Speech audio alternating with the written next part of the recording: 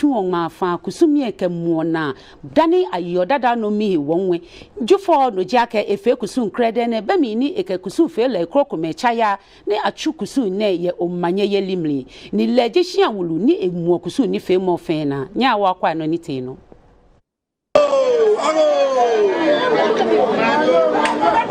akoche pawo ni twu kusun ke ha homo afiye ni eji dantuwe sakumo gbese kole we na edewe guawe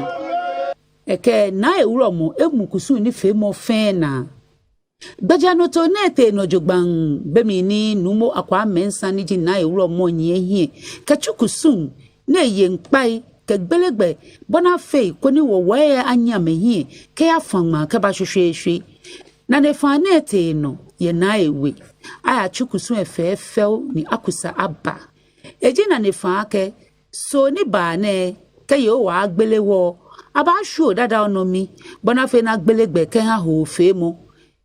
na ne fa ne ejigbe pamo ake gadangbe fomo bi fe ke ba we fe mo mri ko ni tu enjole ke mi se na pa agbe ni ni anye ahye no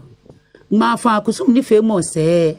boni na ewuro mo ke ewe mo fonjira ha ne ajo mo fe mo ni bleku kan e ke bote do me wo ye wonu ko jana ajo na ye holo efe am si so ma fi am site dira ye lo e ka ko yan bi afe yan bi eyan na me ni ku do to ni ka me ya me yo bon na me bo bon me ni tun blo fo apa ke wo fo ko cha mi ka ko wa me de na school bi ke doctor fo efe ka me ke wala efe wala no fe no na fi oni baba se han gan lo pe wo pe ogbe no se kin taki taiko ni eji gamanche abiasuma ke eshade yue mo fonjira amen ago amen oni me ke na me jeme ke nyeme ya mene efe gafen shida ya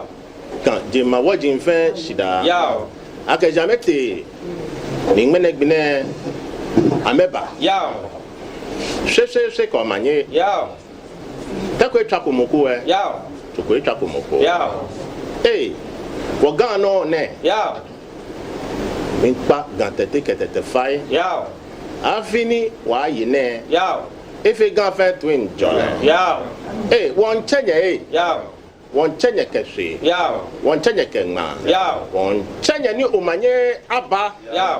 won chenye ishi ajo le akwe so ni ba ne